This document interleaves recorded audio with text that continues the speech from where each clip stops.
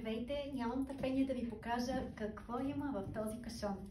Разбира се, ионизатор на енаджик за канген вода, но с него идват и много други аксесуари. И сега ще ви опътя какво пристига, когато си поръчате машина за вода канген. Отварям този пакет с особена радост. Вълнувам се да отворя този пакет, защото машината е за едно много решително и амбициозно семейство.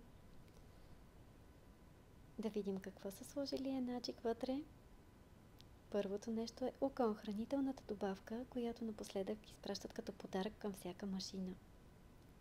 Това са фактурата и документите за вашия уред с гаранция за 5 години и подробна инструкция на български как да я експлоатирате.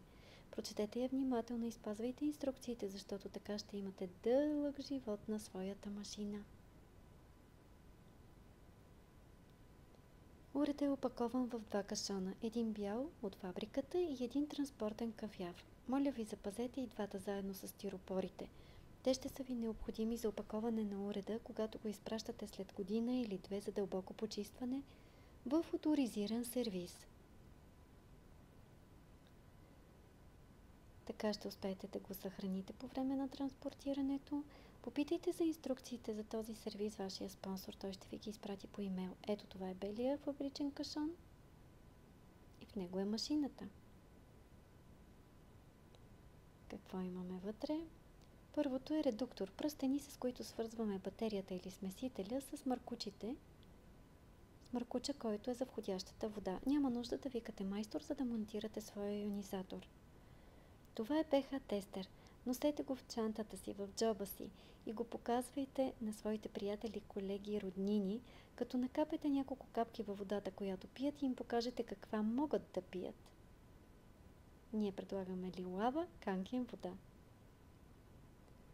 Носете бутилка канген вода навсякъде със себе си, когато излизате да спортувате, на работа, на пътешествие, ще бъдете бодри и енергични, а и хората ще ви питат какво е това. Това обаче в случая точно е бутилка електролиза, приготвяме с нея вода 2,5 и 11,5, които не се пият ежедневно, те се ползват само по предписание. Това е превключвателя, с който сменяме чешмяната към ионизирана вода. Избираме чешмяна или ионизирана, като завъртим кранчето.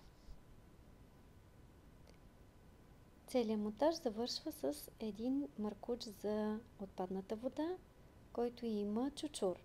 Този чучур влиза вътре в мивката и се закача с вендуза, а по плота разполагаме маркуча и за да не ни дразни, че стърчи или се навива, е хубаво той да прилепне плътно по него, затова има втора вендуза в комплекта.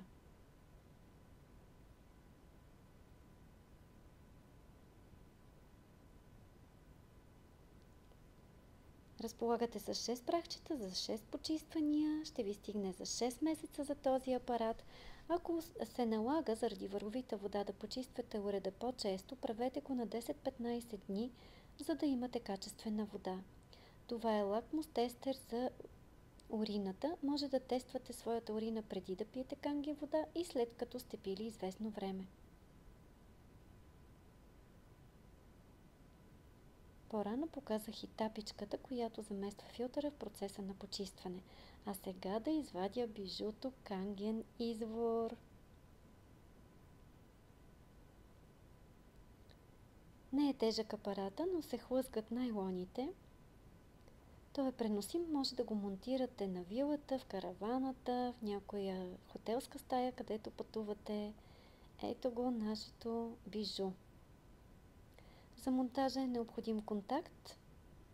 Апарата разполага със собствен кабел. Този апарат може да се монтира в Европа. Разполагате с един маркуч, който е за входящата вода и един за отпадната в сив цвят. Двата завършват с тапички, защото при пренасянето е добре да ги слагате да не изтича вода от апарата. Да видим сега и маркуча, от който ще получите вашата алкална вода.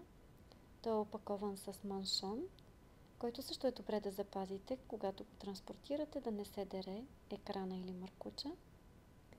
Ето тук ще тече вашата алкална вода. също има тапа за затваряне при пренасяне.